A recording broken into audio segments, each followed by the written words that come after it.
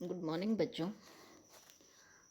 हम पढ़ रहे हैं ट्रेडिशनल एम्ब्रॉयडरीज ऑफ इंडिया और आज हम पढ़ेंगे फुलकारी ऑफ पंजाब। फुलकारी ऑफ पंजाब के बारे में जब हम बात करते हैं तो बहुत ही रंग बिरंगा, बहुत ही चटकीले रंगों का कॉम्बिनेशन हमारे सामने आता है। पंजाब राज्य कश्मीर, हिमाचल, राजस्थान और हरियाणा के बीच घिरा हुआ 7 नदियों का राज्य कहा जाता है। यहाँ की भूमि उपजाऊ है और पेशा कृषि है। लोगों की जीवन शैली और जीवन खुशी से भरपूर है, जो यहाँ की लोक कलाओं, नृत्य, फुलकारी और चोप के माध्यम से देखी जाती है। फुलकारी से तात्पर्य फूलों का कार्य है, अर्थात फ्लोरल वर्क।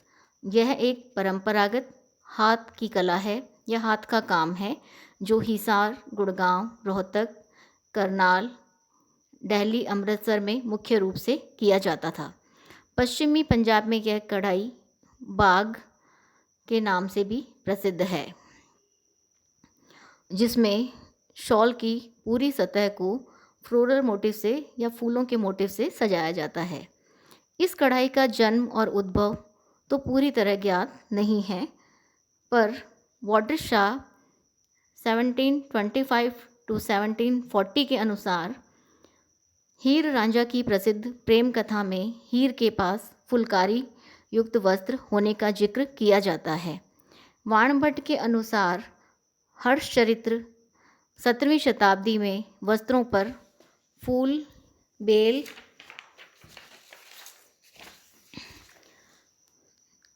बूटों की कढ़ाई की जाती थी, जो फुलकारी व बाग के समान होती थी। फुलकारी के पारंपरिक नमूने बिहार व राजस्थान की कला में भी दिखाई देते हैं।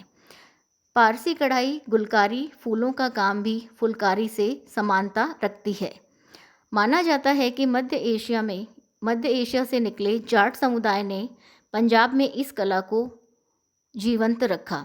पहले फुलकारी कॉटन थ्रेड से की जाती थी, जो धीरे धीरे सिल्क फ्लॉस के रूप में की जाने लगी और वर्तमान में विभिन्न प्रकार के रंगीन धागों से की जाती है। प्राचीन वस्तुओं में फुलकारी के रुमाल, शॉल, सेरेमोनियल कॉस्ट्यूम यानी जो शादी विवाह के या परंपरागत सिख कॉस्ट्यूम होते थे, वो चंबा रुमाल से बने लगते हैं। इस कढ़ाई का ओरिजिन 15वीं व 16वीं शताब्दी में माना जाता है। पंजाब की लड़कियों के जीवन में फुलकारी वस्त्र आवश्यक है। किसी भी प्रकार के धार्मिक, सामाजिक पर्व, उत्सव में फुलकारी और बाग के वस्त्र जरूर पहने जाते हैं। इसे खुशहाली, प्रसन्नता और सुहाग का चिन्ह माना जाता है। यह विशेष खजाने के रूप में देखी जाती है। फुलकारी का बेस फैब्रिक पंजाब की कठोरता व कठिनाई भरे जीवन को दर्शाता है। फुलकारी पंजाब की लंबी चौड़ी महिलाओं के व्यक्तित्व में नजाकत, कोमलता और गौरवपूर्ण होने की भावना को विकसित करता है। फुलकारी एक अंश व पार्सल के रूप में दादी माँ या बेटी के रूप में स्थानांतरित होती रहती है। चोप बनाने में सभी महिला सदस्यों का प्यार, केयर, दर्द, अफेक्शन, इंटरेस्ट और अट्रैक्शन एवं रिश्ते में गर्व की भावना को निहित करता है। फुलकारी में कन्या की कुशलता एवं कला की कठिन मेहनत को जांचा जाता है, जो विवाह के लिए ज़रूरी बात है। लड़कियां बचपन से ही फुलकारी शॉल बनाना शुरू करती हैं, जो कई बरसों में जाकर विवाह तक तैयार होता है। यह शॉल प्यार, स्नेह और विश्वास का प्रतीक माना जाता है। फुलकारी में चादर, बाग व चौप 3 तरह की कढ़ाई की जाती है। चादर लाल रंग की चादर पर 5 फूलों का नमूना मध्य में व 4 फूल चारों किनारों पर बनाकर विवाह के समय फेरों के दौरान जमीन पर बिछाए जाते हैं। बाग ज्यामितीय आकार में फूलों के नमूने बनते हैं, जो आपस में एक दूसरे से इंटररिलेटेड या जुड़े हुए होते हैं। चोप यह साधारण शॉल से थोड़ा सा लंबा होता है।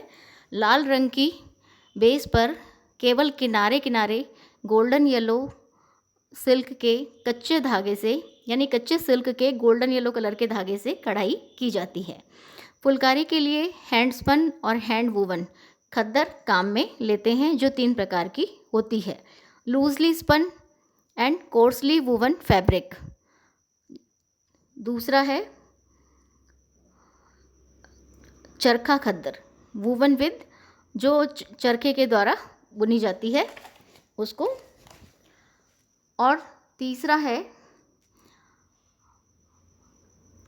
Halwan, light weight fine woven fabric. Light weight का जो फैब्रिक होता है उसको हल्का फैब्रिक कहा जाता है, जो हज़ारा और रावलपिंडी ज़िले में फुलकारी के काम में लिया जाता था।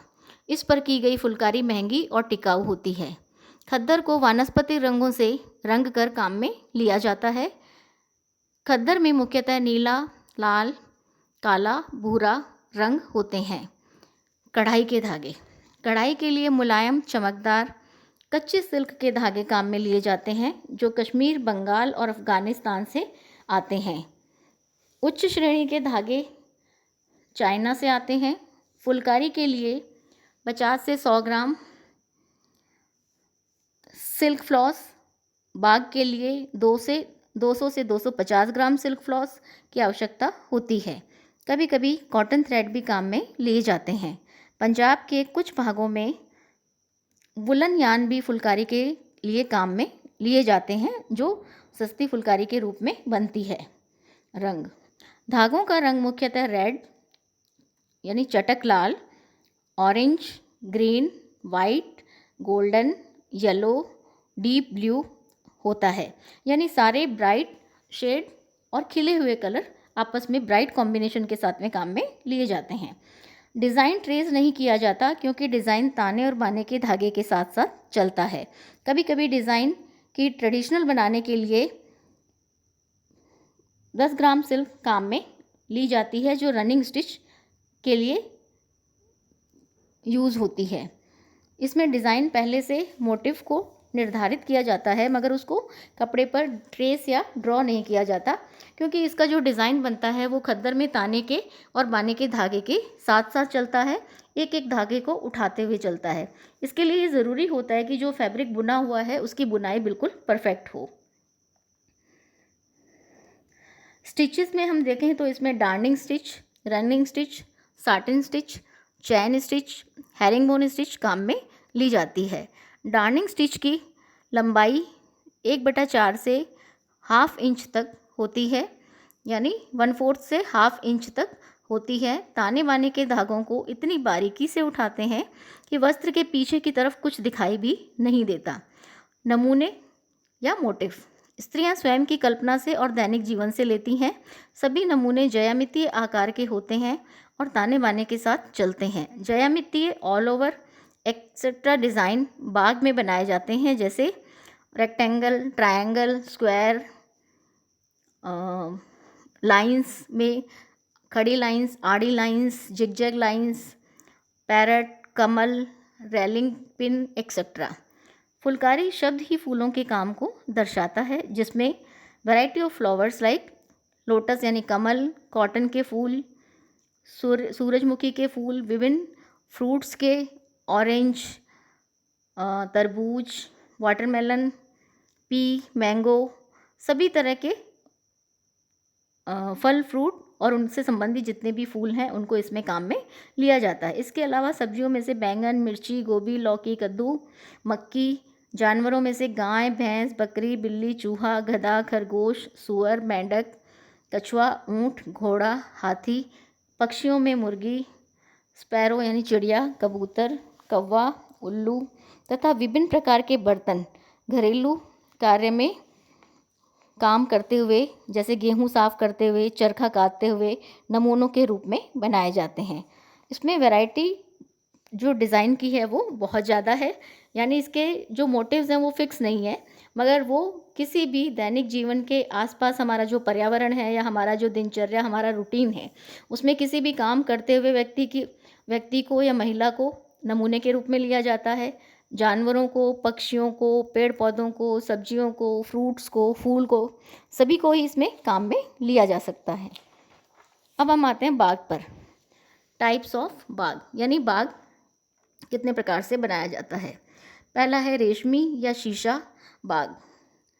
यह गहरे रंग के आधार वस्त्र पर सिल्क के लंबे लंबे धागे डालकर शीशे का प्रभाव उत्पन्न किया जाता है, उसे हम शीशा बाग या रेशमी बाग कहते हैं। कोई भी गहरा आधार लेकर उसमें कच्चे सिल्क के जो धागे हैं उनसे लंबी लंबी स्टिचेस बना करके उस पर क्योंकि वो कलर बहुत ब्राइट हैं तो लाइट का उससे रिफ्लेक्शन होता है, तो वो हमें एक तरह से शीशे का एहसास दिलाते हैं। दूसरा है घूंघट बाग। घूंघट बाग यानी 3 किनारों की शॉल बनाते हैं जो सिर व चेहरे को ढकने के काम आती है। जब बुजुर्ग उपस्थित हो तो इसे सर पल्लू या घूंघट कहते हैं। उसके बाद आता है वरीदा बाग। लड़के की दादी द्वारा लगभग 4 साल में बनाई गई बड़ी दुल्हन के कपड़े जो विवाह के समय बहू को दी जाती है। यह लाल आधार के वस्त्र पर पीले रंग की छोटी छोटी बूटी बनाकर तैयार की जाती है, उसे हम वरीदा बाग कहते हैं।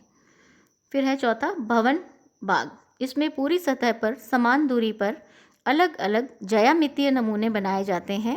सतह का छोटे छोटे स्क्वायर के रूप में ज्यामितीय बॉर्डर बनाकर जाल के रूप में बांट देते हैं और उसके प्रत्येक वर्ग में अलग रंग का अलग नमूना बनाते हैं। भवन बाग का मतलब है इसमें पूरी सतह को, जो वस्त्र की पूरी सतह है उसको 52 पार्ट्स में अलग अलग 52 चौकोर या स्क्वायर में बांट दिया जाता है पूरे को, और उसके बाद हर जो स्क्वायर है उसके अंदर अलग रंग के धागे से डिज़ाइन को बनाया जाता है, तो उसे हम कहते हैं भवन बाग, या एक तरह से उसको हम बावन बाग भी कहते हैं। इसके बाद में आता है सूरजमुखी बाग।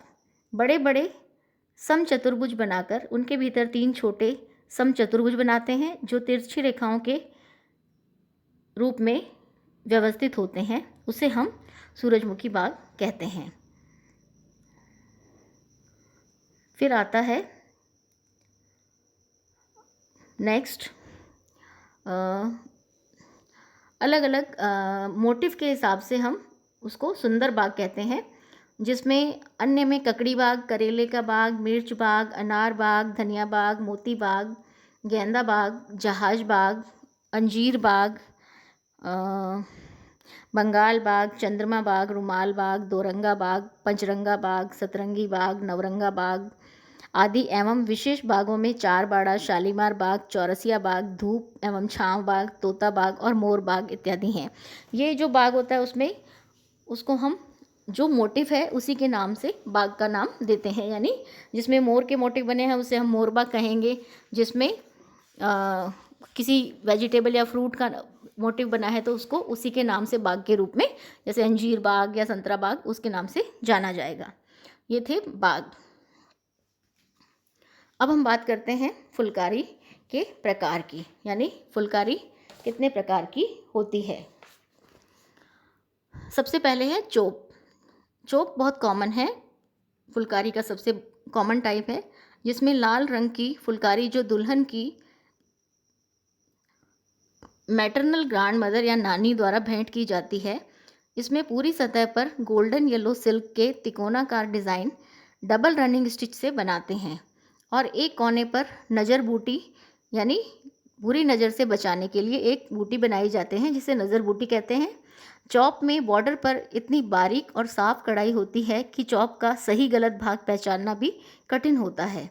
यह दुल्हन के चारों तरफ उस समय उड़ाते हैं जब दुल्हन मामा द्वारा दिया गया चूड़ा यानी लाल और हाथी दांत की जो चूड़ियाँ शादी से पहले दुल्हन पहनती है शादी के समय, उसको हम कहते हैं चूड़ा। तो उसको चूड़ा चढ़ाने की जो रस्म होती है, इस समय चोप की जो चादर नानी द्वारा दी जाती है उसका उपयोग किया जाता है चूड़े को ढकने के लिए। दूसरा है शुभहार। शुभहार यानी फेरों के समय पहनी जाने वाली लाल रंग की फुलकारी, उसे हम कहते हैं शुभहार।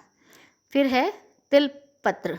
तिलपत्र यानी माता द्वारा विशेष मौके पर दी गई फुलकारी, जिसमें पूरी सतह पर छोटे छोटे डॉट्स बनाए जाते हैं जो बिखरे हुए बीजों जैसे लगते हैं। तिलपत्र यानी पूरी फुलकारी की जो पूरी सतह है उस पर छोटे छोटे डॉट्स बनाते हैं जो ऐसे लगता है जैसे बीज बिखरे हुए हों उस वस्त्र पर, और ये किसी विशेष मौके पर माता द्वारा अपनी पुत्री को दी जाती है। फिर है नीलक। नीले रंग की फुलकारी नमूनों में बंधी, इसमें छाता, परांदा, रुमाल, फूल लेकर विपरीत रंगों के संयोजन से काली या नीली खद्दर पर फुलकारी बनाई जाती है। यानी बेस नीला या काला रखा जाता है, उसी के लिए इसको नीलक कहते हैं। और उस पर कंघी, पंख, छाता, रुमाल, फूल ऐसे आर्टिकल्स को बनाया जाता है अलग अलग रंग के कलर कॉम्बिनेशंस लेकर के, उसको हम नीलक फुलकारी कहते हैं। फिर है शीशेदार फुलकारी। लाल या भूरे आधार पर शीशे लगाकर नमूने बनाए जाते हैं। हरियाणा की शीशेदार फुलकारी बहुत प्रसिद्ध है। यानी बेस पर शीशे लगा कर के अलग अलग उसके साथ नमूने बनाए जाते हैं, उसको हम शीशेदार फुलकारी कहते हैं। फिर है दर्शन दरवाज़ा। गुरुद्वारे के अंदर वाले दरवाजे पर लटकाई जाती है, जहाँ से गुरु के दर्शन किए जाते हैं। यह धार्मिक उत्सवों में भेंट की जाती है। दर्शन दरवाज़ा फुलकारी यानी जो गुरुद्वारे के अंदर के दरवाजे पर लगाई जाती है, जहाँ खड़े होकर हम गुरु के दर्शन करते हैं, या इसको धार्मिक अवसरों पर भेंट के काम में लिया जाता है। फिर है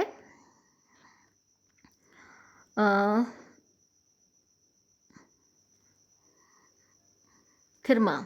सफ़ेद खद्दर पर की जाने वाली फुलकारी लड़की की शादी पर लड़की वालों द्वारा दी जाती है। सामान्यतः 51 पीस दिए जाते हैं। लड़की के परिवार का आर्थिक सामाजिक स्तर, प्रतिष्ठा, खुशहाली की जो मापतोल है वो समाज द्वारा थिरमा की संख्या से की जाती है। यानी थिरमा सफ़ेद खद्दर पर की जाने वाली फुलकारी है जो लड़की की शादी पर उसके परिवार द्वारा उसको दी जाती हैं। और कितनी संख्या में थिरमा के पीस उसको दिए जाएंगे, यानी 50 दिए हैं, 51, 101, 121, 21, कितने थिरमा फुलकारी के पीस उसको दिए गए हैं लड़की को पीहर की तरफ से, ये तय करता है कि उस परिवार की आर्थिक सामाजिक स्थिति क्या है, वो कितना प्रतिष्ठित और खुशहाल परिवार है या सामान्य परिवार है। फिर है सैंची। मालवा क्षेत्र की प्रसिद्ध फुलकारी है। इसमें वास्तविक ग्रामीण जीवन को दर्शाया जाता है। इसमें खेती करते, पानी लाते, हुक्का पीते, मेहमानों को शरबत पीते, दही बिलोते, कातते, दरी बुनते आदि कार्यकलापों को दर्शाया जाता है। इसमें प्लेन रेड या ब्लैक खद्दर काम में ली जाती है, जो दैनिक जीवन में ओढ़ने के काम में लेते हैं, उसके ऊपर फुलकारी की जाती है। इसे शालू कहते हैं।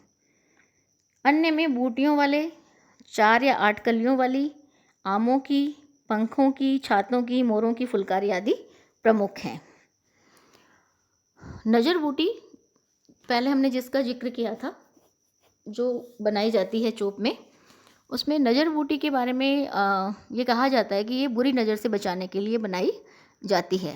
काम पूरा होने का निशान बनाने के लिए भी इसको बनाया जाता है, जो वस्त्र के किनारों पर नीले, काले या बैंगनी रंग से बनाई जाती है। जब किसी भी शॉल का काम पूरा हो जाता है फुलकारी का, तो उसके किनारे पर नज़र बूटी बना देते हैं, जिससे ये आइडिया लगता है कि इस पे कढ़ाई का जितना काम था वो पूरा हो चुका है। अब हम कुल मिलाकर देखें तो पंजाब की फुलकारी न केवल देश की बल्कि विदेशों के बाज़ारों में भी बहुत प्रचलित और लोकप्रिय है। परंतु वर्तमान मांग और पसंद का जो पारंपरिक फुलकारी है उस पर विपरीत प्रभाव पड़ा है, क्योंकि नमूनों की जो मौलिकता है वो इससे नष्ट हो गई और आर्टिकल भी घरेलू उपयोग में लिए जाने लगे। कम समय में अधिक उत्पादन, नए धागों का वस्त्रों पर नई शैली के नमूनों में कढ़ाई करने से जो इसकी परंपरागत शैली थी या इसकी परंपरागत सुंदरता थी, वो काफ़ी खंडित हो चुकी है। विभिन्न प्राइवेट और गवर्नमेंट संस्थाओं द्वारा फुलकारी कार्य कराया जा रहा है। राजस्थान भी फुलकारी वर्ग से जुड़ गया है और काफ़ी टाइम से राजस्थान में भी फुलकारी का काम होने लगा है। 1881 से ही फुलकारी की विदेशों में मांग रही है, जब पहली बार फुलकारी को पंजाब की प्रदर्शनी में रखा गया था। यह भारत द्वारा यूएसए व यूरोपीय देशों को निर्यात की जाती थी। यानी हम 1881, 200 साल पहले की बात कर रहे हैं, तब से फुलकारी विदेशी बाज़ारों में जब इसको पहली बार देखा गया था एग्जीबिशन में, तभी से बहुत लोकप्रिय है। वर्तमान समय में करंट ट्रेंड्स जो हैं या लोगों की जो डिमांड है, इस समय कंज्यूमर की जो डिमांड है, वो फैशन के चलते हुए इतनी परिवर्तित होती रहती है कि उससे फुलकारी का जो मूल रूप है या मूल डिज़ाइन है या उसकी जो मौलिक सुंदरता है या जो उसकी परंपरागत कला है, उसको विपरीत रूप से प्रभावित कर रही है, मगर इसके बावजूद भी पंजाब के अंदर के ज़िलों में, अंदर के घरों में आज भी हमें परंपरागत और प्राचीन फुलकारी सहेज कर रखी हुई अवश्य मिल जाती है। तो आपने देखा फुलकारी बहुत ही ब्राइट कलर्स का, कच्चे सिल्क का खद्दर पे काम है, जो विभिन्न समारोहों में पंजाब में पीहर के द्वारा लड़की को भेंट स्वरूप दी जाती है, जो उसके लिए सुहाग, जीवन की खुशहाली और प्रगति का परिचायक मानी जाती है। और एक पीढ़ी से दूसरी पीढ़ी तक ये फुलकारी परिवार में हस्तांतरित होती रहती है। थैंक यू बच्चों।